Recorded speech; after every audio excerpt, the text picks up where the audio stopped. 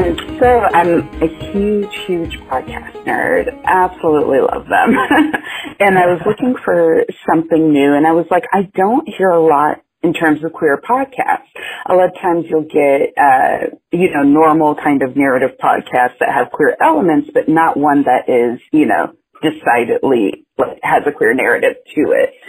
And so I did some searching around, and I saw The Two Princes and was just immediately enamored.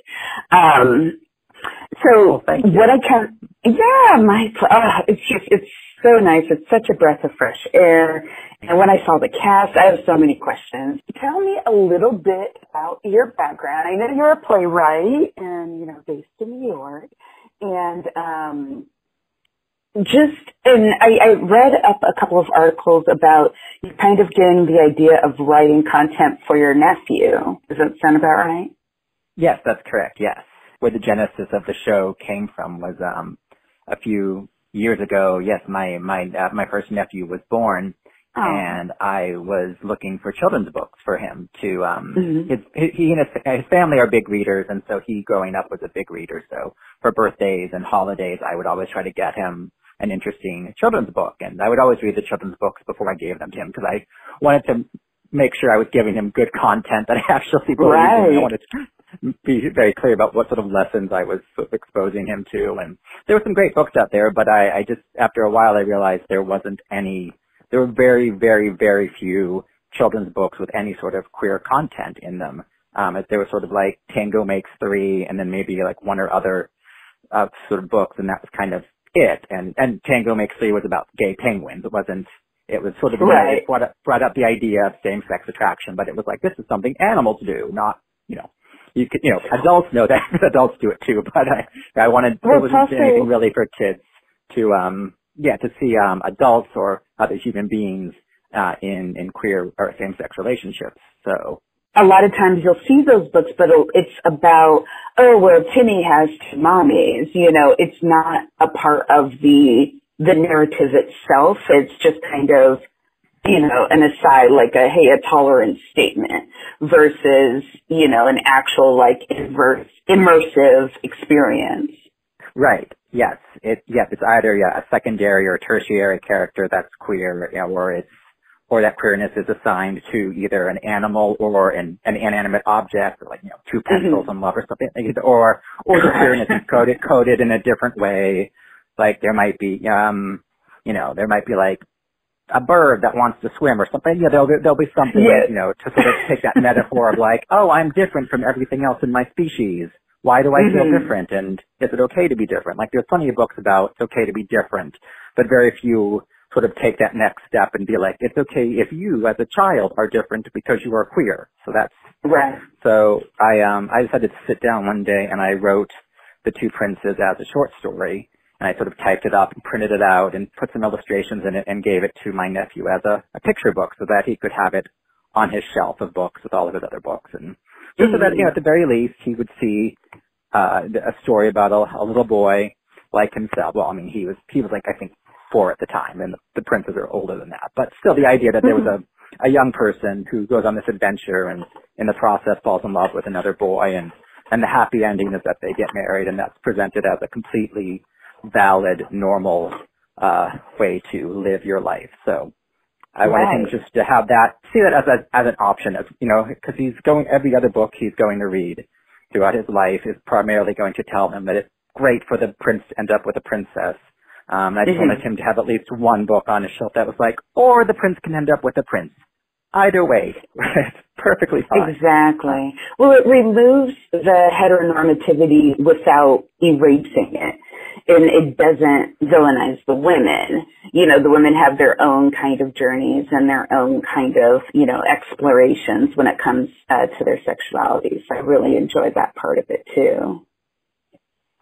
Yeah, there's something we were certainly able to expand upon in the podcast version of it. Yes, exactly, with the mothers and with Joan and the other girls of the kingdom. Like, they didn't have to. I sort of took all these characters that traditionally have to sit at home and wait to be rescued, and instead had them charging off into battle and sort of taking their destiny into their own hands, so that they were not these passive passive vessels to be rescued. And so we sort of, I like the idea of we sort of see all these girls at the beginning who are sort of love struck, and by episode 1 they're all love struck girls, and by episode 7 they're charging into battle as warriors trying to take down a dragon.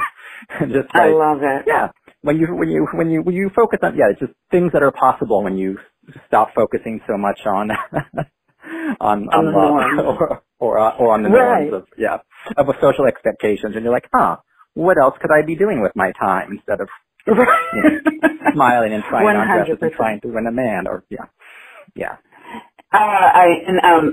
main, not Joan, but the main girl who insisted she was in love with Rupert and wanted to get married. I'm blanking on her name. Cecily, Lady Cecily. Cecily, that was Cecily. Okay, I love her. She is such a breath of fresh air. Thank you. She's one of my favorite characters. And again, just kind of a non-typical character.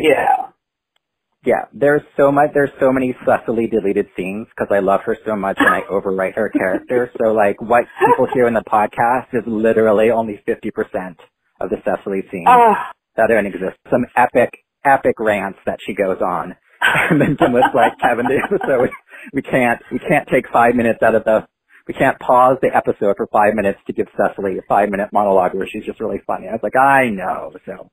Well, you could make like an extra episode. I don't think anyone would complain. I think I'll be very happy. Some bonus content for the Patreon or something. Yeah, maybe someday Gimlet will release a making of episode or a special behind the scenes episode where we can get all of those Cecily rants. Who is the actress that plays her? That's Mandy Mastin.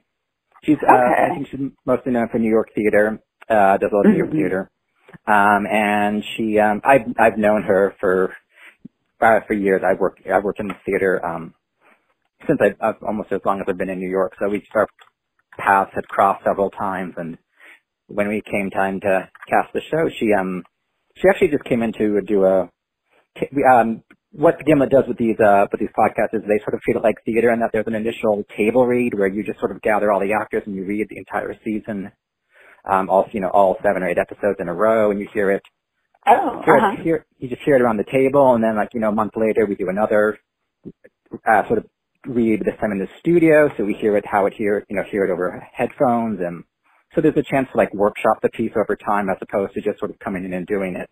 And and Mandy came in on that very, very first table read to read Cecily and a bunch of other characters too. We had all the actors doubling up, playing 5 or 6 roles, and Mandy came in and she was just so funny.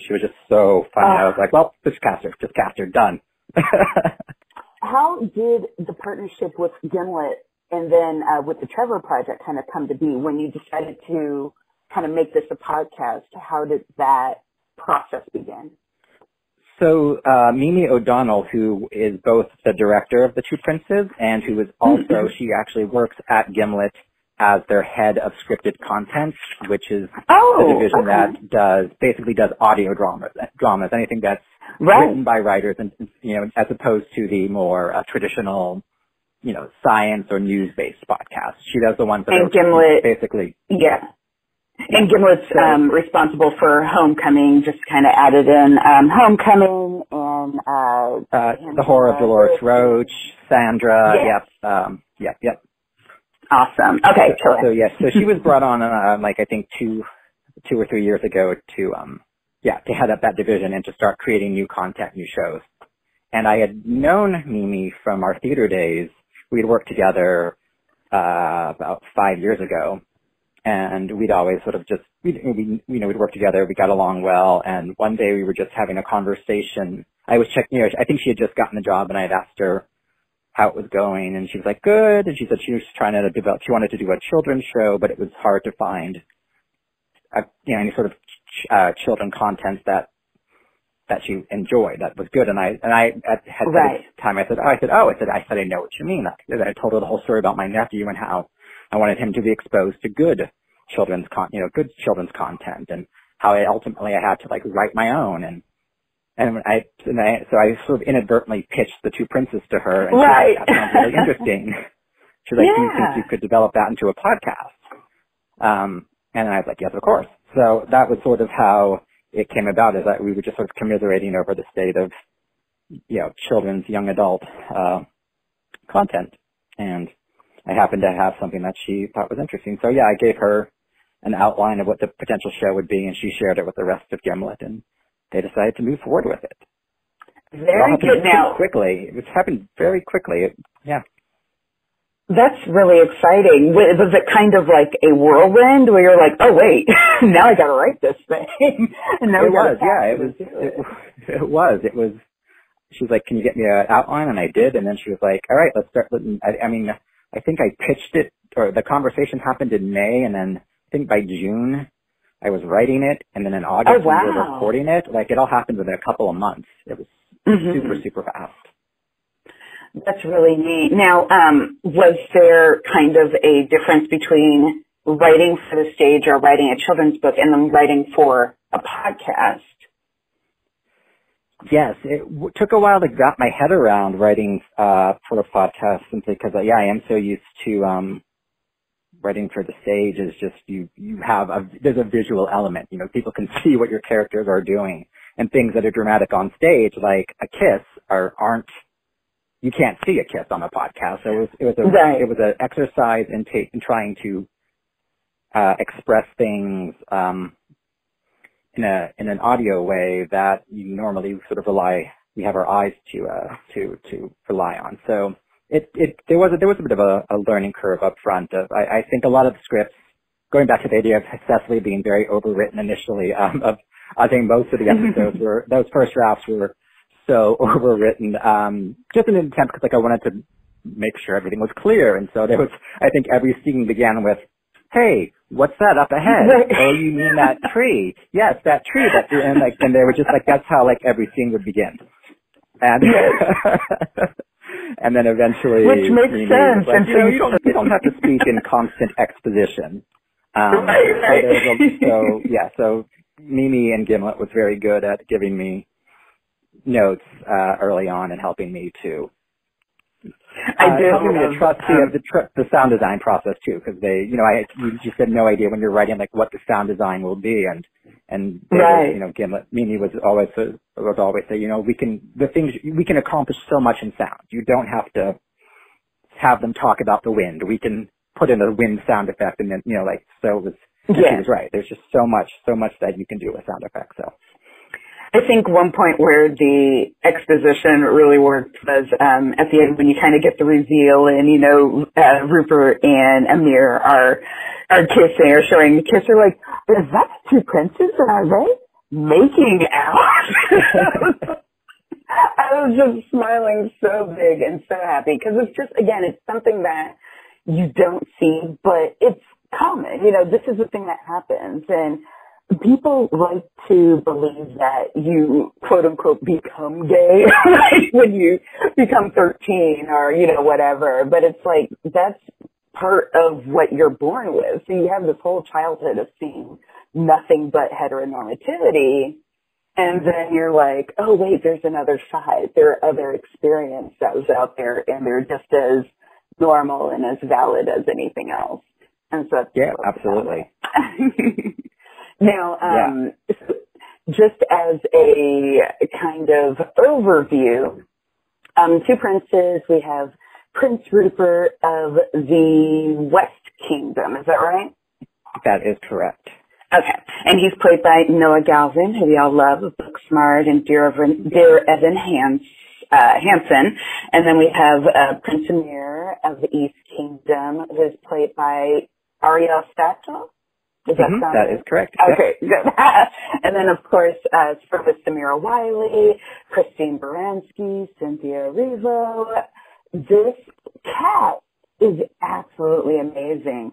What was the process like kind of reaching out to these people who, I know you said you're kind of involved in the theater scene, so a lot of them were, I'm guessing, kind of compeers of yours, but what was it like kind of reaching out and pitching your idea? Other than Mandy, who played Lady Cecily, and Alfredo Narciso, who played the Chamberlain and Barabbas, I actually neither Mimi nor I knew any of the actors before this. This is just purely us, purely Gimlet reaching out to these actors and saying, hey, we have this crazy gay podcast. Do you want to be involved? And we were frankly shocked at how easy it was and how quickly people said yes to it. So we really lucked out. That kind of spoiled us because now we're just like, oh, we right. Like, of course we'll see it. Yes, get them on. So, I'm sure hearing Christine Baranski was a treat. Yes, she's hysterical. She's a hysterical Queen Lavinia. She cracks me up just hearing her voice. Yeah, and I grew up watching her on Sybil and, and listening to her on Broadway show tune soundtracks and seeing her in movies and Chicago and everything. Yeah. Yes, the Mamma Mia movie, everything. Exactly.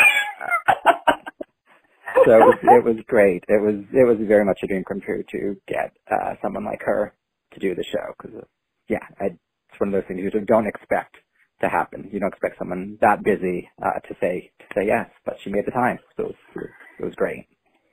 Now, were you there for like the recording sessions? Yes. Yep. I was involved in the whole process. Yep. I was there. I think with season 1 we recorded everything within two weeks. I think were set aside. Oh wow! And then sort of every day we recorded. Season 1, we tried as much as possible to have the actors record together so that they could play off each other and for as much as possible like sort of see and respond to the energy that they were getting and then putting that into their own performance. And then season 2, we had to sort of reassemble the whole team again, and schedules didn't line up as neatly as it did the first time. So season 2, we tended to record people individually, although we had the princes together again this time for season 2. Right. We always try to do together just because it's so important for them to be in their room with each other. But everyone else we brought in separately this time, and most of the people were returning to characters that they knew from the season 1. So it was in their flesh and bones. They knew how to do it. So we were less concerned with them having to act opposite someone. But I think it was probably very invaluable that first season that it really was like a troupe of actors who came together for 2 weeks and recorded the show together. Kind of its own little camp in a way. It sounds like a little day camp. Yeah, it kind of was. And the studio, Gimlet had recently opened these new offices in Brooklyn that are sort of state-of-the-art and very fancy, but those were under construction for the first season. So we actually we recorded in a place called the Relic Room, which is this great little funky downtown recording studio in Manhattan. And they had like suits of armor just randomly in the room. Oh wow! and like shields and swords and and also like setting the mood. Yeah, it was like hundreds of musical instruments and then a suit of armor, and I was like, well, that is just perfect. That is perfect. Like, thank you. I had some questions about just kind of the storyline, and there was a scene at the beginning of one of the episodes where Chamberlain is talking with Rupert, and he's kind of giving a message of like to put it plain, like, I know you're gay. I don't know if you know you're gay. What's going on? Totally the feel of that scene, yes. Right. And Rupert is kind of resistant, but later on kind of jumps into it a little more openly. Can you talk about kind of what his initial resistance was? I wanted sort of Rupert to go on in terms of his emotional journey, something that a modern day teenager might go through as well. And I think for a lot of young people initially, because there's just so much homophobia in the country and in the world, that I think when you are first confronted with the idea that you might be gay or queer, that I think there is maybe sadly this sort of gut instinct of like, oh, no, not me, like that. Like I think that's just something that's hard to get away from just because of where we are in the specific sort of cultural moment. So I thought it was important for Rupert to have that sort of initial, like, a little sense of discomfort or shame at the idea, so that later on he could realize that he could sort of, embrace it And instead of it being a source of shame, it sort of becomes a source of power at the end. Right. One of the things I always sort of talk about is that, Rupert and Amir are queer characters, and their queerness is sort of ultimately what saves the day at the end of the, spoiler alert if you haven't seen the show, spoiler alert, but it's the fact that they choose to embrace their love and to accept who they are. That's what ultimately breaks the curse and saves their kingdom. So it's kind of using queerness as a source of strength that ultimately saves the day. And so I thought it was important for Rupert's character to go on that journey of initially being hesitant about, I don't want to say it's his superpower, but his hesitancy about who he is, to fully embracing it at the end and then realizing it's one of the most powerful things about him. Well, it certainly adds to his courage, which I thought that's why I really enjoyed that scene, because you do see his progression, and it's not just, ooh, he looks good with the shirt off, like, I'm cool being gay now, but it was about, this, by understanding kind of who I am, I can become the man that I want to be, and, leading these kingdoms and combining them and kind of going on from there. So I thought that was really well done. I like that addition. Thank you. We are 2 seasons in. Has there been any word on season 3, and do you have any plans for season 3? That is what everyone wants to know. Right? Or at least that's what the fans of the show want to know. That's not what everyone wants. That is specifically what the fans would like to know. It is totally Gimlet/Spotify's call as to whether there will be a 3rd season. Okay. So, well, the real question is, who do we write letters to? So that's good. Gimlet and Spotify. Gimlet and Spotify. If you want a 3rd Dear season, Mr. Gimlet, Miss Spotify. I like that, Mr. Gimlet and Miss Spotify, or Mr. Gimlet and Mr. Spotify, maybe. Hey, there you go. They're like Rupert and Amir. Maybe they need to realize they're in love and then embrace more to. But yeah, I would personally love to do a 3rd season. Yeah. So if it happens, that would be wonderful. Yeah, what would you kind of like to see happen, kind of overarching? Because we haven't had the wedding yet. Have we had the wedding? That's right. They have not had their wedding yet. So right. We're so close. We need a wedding. Feels like we're so close. Feels like we should get there. Yeah. So that would be something, yes. Yeah, that'd be nice. That would be nice to see, I think. Well, I love that you do the Fanfic Fridays. I think that those are so sweet. Are those being sent to you, or are you kind of mining those off of, are there different kind of area for fans to kind of congregate, or is it just like a Twitter thing? Oh yeah, I mean, the fans are amazing. Every time I wake up and I see that there's new fan art, I get all Twitter pated. It makes me so happy. The only social media that I'm on is Instagram, so that's usually where I see it. So sometimes I'm going to say kids. I'm assuming most of them are kids. I don't actually know anyone's actual age, but I'm assuming a lot of them are kids. So it's like most of the kids are sort of either tagging me when they post, so I see it. A couple of them DM it to me directly. Some of them tag me. Some don't tag me. Some just sort of use the hashtag #2princes but yeah, I like though I love seeing how they interpret the characters. I love when they sort of reinvent them as their own. I always love when people try to make them their own. So that's kind of exciting to see. And yeah, I try to post as many of the fan pictures as I can. I always think that that's really nice, because I find that when it comes to showrunners or just kind of property owners, it can be kind of a interesting relationship with fandom. And a lot of times it can be misunderstood. So, they think, oh, you're just trying to take it and make it better. And it's like, well, no, you're trying to, take this product and relate to it in a way that's going to make it kind of accessible for them. And so I love that you kind of have that interaction with them. And I mean, the show is honestly, it's just rife for fanfic. It is just really rife for the fan art, and the world is so textured, but so open at the same time.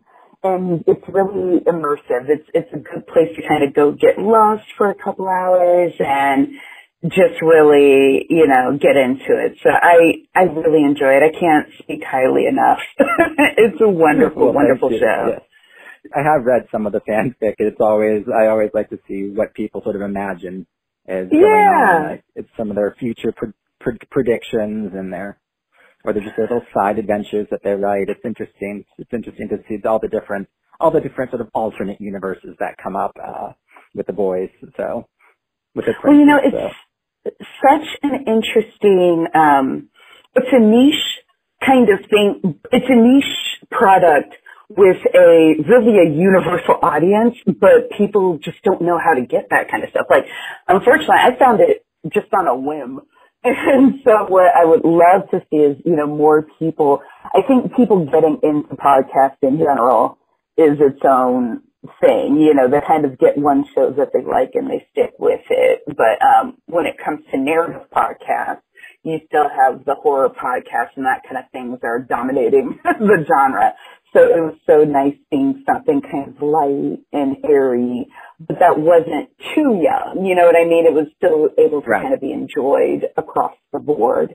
And so, if anything, hopefully we can definitely get more listeners, more exposure, and get the story out there, because I really think it's important, as well as being, entertaining. And so here is to several more seasons and lots more adventures between Amir and Super and Chad.